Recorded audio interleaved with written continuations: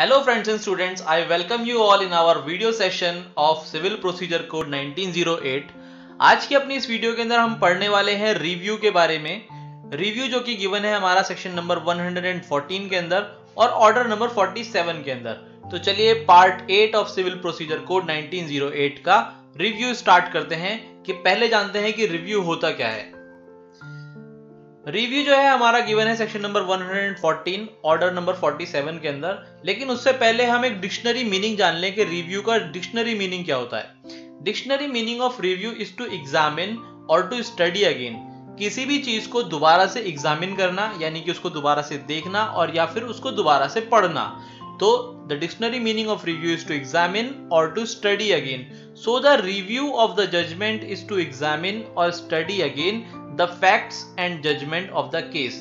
अगर किसी केस के जजमेंट या फिर फैक्ट्स को दोबारा से पढ़ने की जरूरत है, दोबारा से एग्जामिन करने की जरूरत है और उसको हम एग्जामिन कर रहे हैं या फिर हम उसको दोबारा से पढ़ रहे हैं, उसके फैक्ट्स और जजमेंट्स के अंदर अगर कुछ कमी है उसको हम दोबारा से एग्जामिन कर रहे हैं, तो उस प्रोसेस को हम कहते हैं रिव्यू।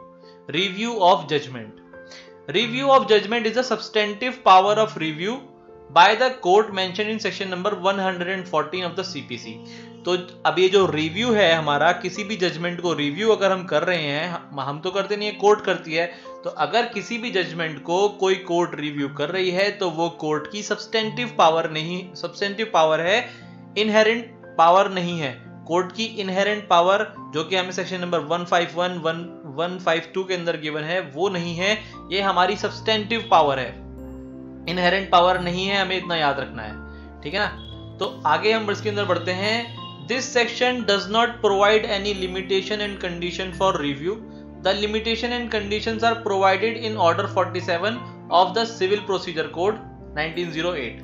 तो सेक्शन के अंदर कोई लिमिटेशन और कंडीशन हमें गिवन नहीं है, लेकिन जो ऑर्डर 47 है वो हमें कुछ लिमिटेशंस और कंडीशंस के बारे में बताए about the review. Order 47 contains 9 rule. Order 47 के अंदर 9 रूल्स हैं which imposes some condition for the review. तो अगर हम ऑर्डर 47 के उन 9 रूल्स को देखेंगे तो हमें वो कंडीशन समझ में आएंगी कि रिव्यू करने के लिए क्या क्या कंडीशंस का फुलफिल होना जरूरी होता है। The power to review is conferred by law and inherent power to review vest in court only. तो जो पावर जो है रिव्यू की वो लॉ के द्वारा कन्फर्ड की गई है और इनहेरेंट पावर जो है रिव्यू की वो सिर्फ कोर्ट तक ही सीमित है। A government officer has no inherent power to review. तो अगर कोई भी गवर्नमेंट ऑफिसर है यानी कि जो कोर्ट है हमारा, उसके पास में कोई इनहेरेंट पावर नहीं है कि वो अपने ही जजमेंट को दोबारा से रिव्यू कर सके। सुओ मोटो, अपनी मर्जी से, अपनी इच्छा से वो दोबारा से रिव्यू नहीं कर सकता। ऑल डिक्रीज और order can not be reviewed. और हर डिक्री और हर ऑर्डर जो है वो भी रिव्यू नहीं की जाती है। The right of review has been conferred by section 114 and order 47 rule 1 of the code। तो जो हमें right of review जो पता चलता है, conferred जो होता है, वो होता है हमें सेक्शन नंबर 114 और ऑर्डर 47 रूल 1 के थ्रू। अब भाई कौन कौन से पर्सन ऐसे हैं जो कि रिव्यू के लिए अप्लाई कर सकते हैं। तो अगर आपके खिलाफ कोई जजमेंट आई है तो आप एग्रीव्ड पर्सन हुए। अगर आप एग्रीव्ड पर्सन हो किसी जजमेंट से, किसी डिक्री से, जो है आप लगता है आपको कि भाई इस जजमेंट से जो है मेरा ये नुकसान हो रहा है और ये जजमेंट जो पास हुई है इसके अंदर कुछ कमियां हैं, ठीक है ना, जो कमियां साफ नजर भी आ रही हैं। तो अगर आप उस तरीके से एग्रीव्ड पर्सन हो किसी भी सूट के अंदर तो आप रिव्यू के लिए एप्लीकेशन दे सकते हैं। Any person aggrieved bye a decree और ऑर्डर। किसी भी डिक्री या ऑर्डर की वजह से अगर आप एग्रीव्ड हो, from which an appeal is allowed, जिसके लिए अपील अलाउड है, ठीक है ना। हमने रेफरेंस के अंदर देखा था कि रेफरेंस जो होता है सेक्शन 113 के अंदर हमने देखा था कि रेफरेंस तब अलाउ होता है जहां पर अपील अलाउड नहीं होती है। लेकिन अगर किसी ऑर्डर और डिक्री के ऊपर अपील भी अलाउ होती है तब भी, या फिर but from which no appeal has been preferred, या फिर अपील नहीं भी अलाउड होती है, यानी कि अपील अगर है भी आपके डिक्री और ऑर्डर के बाद में और अपील आपकी नहीं भी है, तो आप दोनों ही केसेस के अंदर रिव्यू के लिए एप्लीकेशन दे सकते हैं। सेकंड पॉइंट हमारा कहता है बाय अ डिक्री और order from which no appeal is allowed. तो अगर किसी भी केस के अंदर अगर हमारी अपील अलाउड नहीं होती, फर्स्ट पॉइंट हमारा कहता है बाय अ डिक्री और order from which appeal is allowed but from which no appeal has been preferred, यानी कि अपील हमारी अलाउ तो है, आप उस डिग्री और ऑर्डर के खिलाफ में अपील में जा तो सकते हैं, लेकिन आपने अपील को प्रेफर्ड नहीं करा, ठीक है ना, आप अपील के अंदर गए नहीं, तो उस केस के अंदर भी आप रिव्यू डाल सकते हैं और आप उस डिग्री और ऑर्डर के खिलाफ भी रिव्यू डाल सकते हैं। उस डिग्री और ऑर्डर के लिए भी आप एप्लीकेशन डाल सकते हैं रिव्यू के लिए, जिसके अंदर कोई अपील अलाउड नहीं होती। By a decision on a reference from a court of small cause, तो अगर कोई स्मॉल कॉज कोर्ट का वो है डिसीजन है, उसके ऊपर जो रेफरेंस के ऊपर कोई डिसीजन आया, तो उसके लिए भी आप उसके लिए भी आप अप्लाई कर सकते हैं रिव्यू के लिए। उस जजमेंट की वो जजमेंट जो आपकी पास हुई है, जो डिग्री आई है और जो ऑर्डर बना है, उसके लिए भी आप अप्लाई कर सकते हैं रिव्यू के लिए भी। लेकिन उसके लिए 3 ग्राउंड्स का फुलफिल होना जरूरी है। पहला तो ये है कि discovery by the applicant of new and important matter और एविडेंस, यानी कि जो आपका जो सूट चल रहा है, जिसके ऊपर कोई नई जजमेंट या डिग्री या ऑर्डर आया है, उसके अंदर एप्लीकेंट को जो है कुछ नए ऐसे तथ्य, कुछ ऐसे एविडेंस मिले हैं जो कि बहुत जरूरी हैं जस्टिस के लिए। तो अगर वो ऐसे हैं जो बिल्कुल साफ साफ नजर आ रहा है कि हाँ जी ये एविडेंस बिल्कुल न्यू डिस्कवर हुए हैं, पहले इनके बारे में मुझे बिल्कुल भी नहीं पता था, और अभी जब ये ऑर्डर या जजमेंट आई है इसके बाद में ये चीजें खुल करके सामने आई हैं और मैं ये पेश करना चाहता हूं, तो मैं चाहता हूं एक एप्लीकेशन लग जाए रिव्यू के लिए, ताकि आप इन एविडेंस को एक बार कंसीडर कर लें। तो उसके लिए भी आप और जजमेंट के बाद में आप एक रिव्यू की एप्लीकेशन डाल सकते हैं। On account of some mistake और error apparently on the face of the record, यानी कि कुछ ऐसे एरर्स हैं, कुछ ऐसी मिस्टेक है जो बिल्कुल साफ साफ नजर आ रहे हैं कि जो आपने जजमेंट के अंदर लिखा है वो बिल्कुल साफ इसके अंदर ये मिस्टेक्स और एरर नजर आ रही हैं, तो उन एरर्स को दूर कराने के लिए भी आप रिव्यू के लिए एक एप्लीकेशन डाल सकते हैं। और for any other sufficient reason, चलिए इसे थोड़ा एक्सप्लेनेशन से समझते हैं कि आखिर ये कह रहा है। सबसे पहला है हमारा discovery of new and important matter और एविडेंस। तो कुछ न्यू इंपॉर्टेंट मैटर या फिर कुछ एविडेंस हमको डिस्कवर हुए हैं। The party seeking review must show that he exercise greatest care in adducing all possible evidence and that the new evidence in such as is relevant and that if it had been given in the suit it might possibly have altered the judgement. तो कुछ ऐसे नए evidence मिले हैं जिनको अगर suit के अंदर कंसीडर किया जाएगा तो जाहिर सी बात है कि वो बिल्कुल साफ साफ नजर आ रहे हैं कि ये बहुत जरूरी है जस्टिस के लिए, और ये पॉसिबल है कि जजमेंट के अंदर कुछ ऑल्टरेशन हो सकती है उन एविडेंस को कंसीडर करने की वजह से। तो अगर कुछ ऐसे नए डिस्कवर हुए हैं एविडेंस, तो उनके लिए आप एप्लीकेशन लगा सकते हैं। It is not only the discovery of new and important evidence which entitles a party to apply for a review, but the discovery of new and important matter which was not within the knowledge of the party when the decree was passed or order was made। तो जब order या फिर degree हमारी बन चुकी थी, उससे पहले उसके पहले जो हमारी पार्टी थी उसको उनके बारे में बिल्कुल भी अंदेशा नहीं था और बिल्कुल भी पता नहीं था, ना ही उसको वो मिल रहे थे एविडेंस।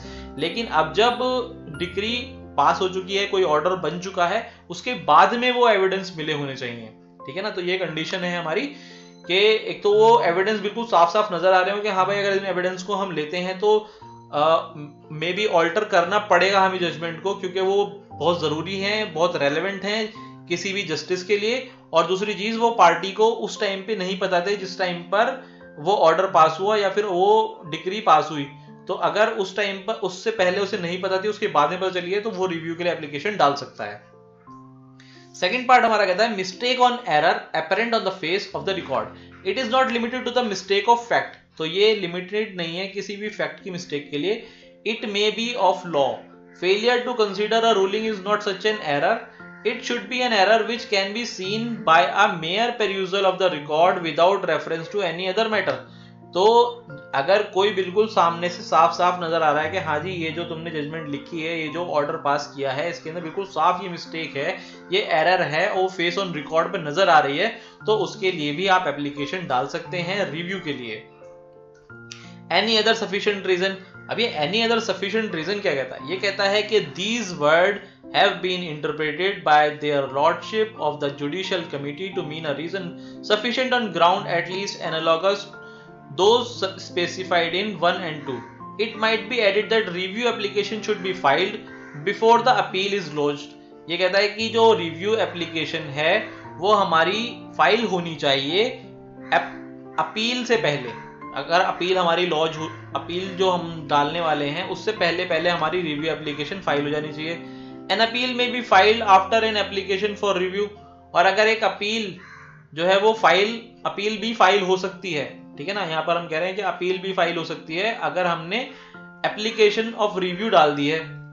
पहली चीज तो इन्होंने ये बोली है कि जो रिव्यू एप्लीकेशन है वो अपील के फाइल होने से पहले डलनी चाहिए, और दूसरी चीज इन्होंने बोली है कि अगर अपील डल चुकी है, फाइल हो चुकी है, तो भी आप एप्लीकेशन ऑफ रिव्यू को डाल सकते हैं। But once the appeal is heard, लेकिन अगर एक बार अपील को सुन लिया गया, the review can not proceed. अगर अपील को सुन लिया गया तो फिर रिव्यू जो है वो प्रोसीड नहीं करेगा, फिर वो आगे नहीं चलेगा।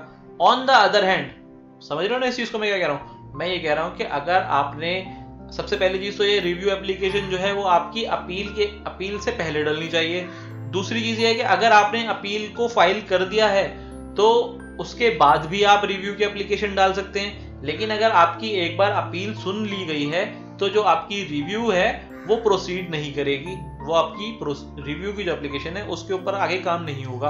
ऑन द अदर हैंड, दूसरी तरफ, if the application for review is granted, अगर डिक्री से पहले, उस अपील से पहले, अपील को सुनने से पहले आपकी जो रिव्यू की जो एप्लीकेशन है वो ग्रांट कर दी गई, तो नई डिग्री पास हो जाएगी, ठीक है ना। अगर आपकी अपील को अभी सुना नहीं है और उससे पहले जो रिव्यू की एप्लीकेशन है उसको ग्रांट कर दिया गया, और तो आपकी नई डिग्री उस बेसिस के ऊपर, रिव्यू के ऊपर पास कर दी जाएगी, और जो अपील आपने डाली है वो नहीं सुनी जाएगी। समझ रहे ना? अगर अपील को सुन लिया तो रिव्यू आगे प्रोसीड नहीं करेगा, और अगर एप्लीकेशन ऑफ रिव्यू को ग्रांट कर दिया तो उसके ऊपर नई डिग्री आ जाएगी, और जो अपील होगी उसको दोबारा उसको नहीं सुना जाएगा। And it must be dismissed for the degree appealed, और जो आपने जो डिग्री के लिए अपील डाली है उसको डिसमिस भी कर दिया जाएगा। From is superseded by a new degree, तो वो इसलिए कर दिया जाएगा क्योंकि अब नई डिग्री आ चुकी है। अगर आपको अपील में जाना है तो उस नई डिग्री के खिलाफ आप अपील में जाएंगे। आप जो पुरानी डिग्री थी उसकी अपील जो आपकी हायर कोर्ट के अंदर चल रही है उसको डिसमिस कर दिया जाएगा, ठीक है ना। तो अब आगे देखते हैं, हम आगे कहते हैं to whom application for review be may be made it. तो जो एप्लीकेशन है वो हम किसको देंगे, रिव्यू की जो एप्लीकेशन है वो हम किसको देंगे। Where degree is pass by a high court जज, अगर किसी हाई कोर्ट के जज द्वारा कोई डिग्री पास की गई है तो जो एप्लीकेशन फॉर रिव्यू होगी फॉर द जजमेंट वो जाएगी हमारे जज हाई कोर्ट, उसी हाई कोर्ट के जज के पास में, या फिर जो उसके सक्सेसर इन ऑफिस होंगे, ठीक है। On any of the ground for which review application can be made, तो या तो हाई कोर्ट के उसी जज के पास में जाएगी, या फिर जो उनके सक्सेसर इन ऑफिस होंगे उनके पास में वो रिव्यू की एप्लीकेशन जाएगी। लेकिन वहां क्या होगा, where a decree is pass by a जज other than the high court, अगर किसी हाई कोर्ट के अलावा किसी जज ने डिग्री को पास करा है तो उसके लिए जो एप्लीकेशन होगी हमारी वो उसी जज के पास में जाएगी जिस जज ने उस डिग्री को या उस ऑर्डर को पास किया है, वो डिलीवर द जजमेंट, ठीक है। या फिर सक्सेसर के पास में तब उस केस के अंदर जाएगी जब वो जज अवेलेबल ही नहीं होगा, यानी कि वो कोर्ट फिर अवेलेबल नहीं होगी, वो जज अवेलेबल नहीं होगा। अगर मान लीजिए उनका ट्रांसफर हो गया या फिर वो जज अब उस अवेलेबल नहीं है, कुछ भी हो जाता है, अगर वो जज अवेलेबल नहीं है तो सिर्फ उसी केस के अंदर वो सक्सेसर के पास में जाएगी, नहीं तो जिस जज ने उस जजमेंट को पास किया है उसी जज के पास में हम रिव्यू की एप्लीकेशन लेकर के जा सकते हैं। और अगर हम लेकर के जा रहे हैं तो उसके लिए दो कंडीशन होनी चाहिए, पहली तो discovery of new and important matter of evidence, और दूसरा सम क्लरिकल और अर्थमेटिकल मिस्टेक और error apparent on the face of the degree, जो कि हमने दोनों चीजें पहले ही पढ़ ली हैं। तो चलिए आगे बढ़ते हैं। अब एक चीज होती है फंक्शस ऑफिशियो। तो फंक्शस ऑफिशियो क्या होता है, इसको हम इन रिलेशन ऑफ कोर्ट के अंदर देखते हैं। फंक्शस ऑफिशियो होता है when the term functus officio is used in relation to the court, जब कोर्ट के रिलेशन के अंदर फंक्शन ऑफिशियो का इस्तेमाल होता है। इसका मतलब ये होता है कि once the court pass any judgment, एक बार अगर कोर्ट ने कोई जजमेंट पास कर दी आफ्टर द लॉफुल हियरिंग, पूरी लॉफुल हियरिंग के बाद में अगर किसी कोर्ट ने अपनी जजमेंट पास करी है after lawful hearing, then the case can not reopen, तो फिर वो जो केस है वो दोबारा रीओपन नहीं हो सकता, एंड जो जजमेंट होगी वो बाइंडिंग होगी दोनों ही पार्टीज के ऊपर। समझ रहे ना, अगर एक बार किसी कोर्ट ने कोई जजमेंट पास कर दी तो फिर वो, और लॉफुल हियरिंग के बाद में पास करी गई है, तो फिर वो केस दोबारा रीओपन नहीं होगा और जो जजमेंट है वो बाइंडिंग हो जाएगी दोनों पार्टीज के ऊपर। A lawful hearing and trial are the essential condition for the functus officio. तो लॉफुल हियरिंग और ट्रायल ये दोनों एसेंशियल कंडीशन है फंक्शस ऑफिशियो होने के लिए। Right to review judgement is the exception to his Latin term functus officio. तो functus officio के लिए जो है एक एक्सेप्शन है, वो है हमारा right to review. On the application of an aggrieved party और person the proceeding for review और जजमेंट विल बी इनिशिएटेड। तो कोर्ट तो अपनी तरफ से फंक्शस ऑफिशियो हो गया, अब कोर्ट जो है अपना सुओ मोटो अपनी इच्छा के अनुसार उस जजमेंट के अंदर कोई भी बदलाव नहीं कर सकता क्योंकि वो फंक्शस ऑफिशियो हो जाएगा। लेकिन एक एक्सेप्शन है हमारा राइट टू रिव्यू का, कि अगर हमें कोई एग्रीव्ड पार्टी एप्लीकेशन दे देती है राइट टू रिव्यू की कि आप इसको प्लीज एक बार रिव्यू कीजिए, तो रिव्यू के वजह से उस जजमेंट को एक बार फिर से हम इनिशिएट कर सकते हैं, एग्जामिन कर सकते हैं, एक बार स्टडी करके देख सकते हैं, अगर कोई गलती है तो उसके अंदर हम सुधार कर सकते हैं। ये सिर्फ इसलिए क्योंकि राइट टू रिव्यू हमें इसलिए मिला है क्योंकि जो जजेस होते हैं वो भी आखिर इंसान ही होते हैं, तो एक ह्यूमन से कभी भी मिस्टेक हो सकती है, तो उस मिस्टेक को दूर करने के लिए कोई ना कोई हमारे पास में चांस तो होना चाहिए। बेसिकली अगर हम ये देखें, it is rightly said that the law has to bend before justice. तो law has to bend before the justice, तो जस्टिस हमारे लिए ज्यादा इंपॉर्टेंट है, उसके लिए हमें राइट टू रिव्यू दिया गया है फंक्शस ऑफिशियो होने के बावजूद भी। तो कंक्लूजन हमारा ये कहता है, the power of reviewing of its own judgment is conferred on the court. Section 114 and order 47 of Code of Civil Procedure Code provides the right to review the judgment। तो ये हमें प्रोवाइड करते हैं right to review the judgement.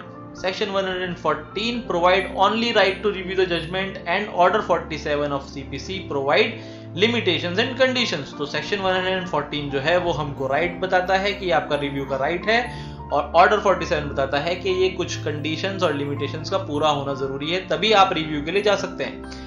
Article 137 हमारा ये कहता है, article 137 of the Indian constitution ये अलाउ करता है सुप्रीम कोर्ट को कि सुप्रीम कोर्ट अपने ही ऑर्डर, अपने ही जजमेंट को दोबारा से रिव्यू कर सकता है सुओ मोटो, बिना किसी एप्लीकेशन के। हमने अभी पहले देखा कि हाई कोर्ट हो या फिर लोअर कोर्ट हो, कोई सबऑर्डिनेट कोर्ट हो, वो अपने जजमेंट या अपने ऑर्डर को दोबारा से रिव्यू नहीं कर सकते without an application of review.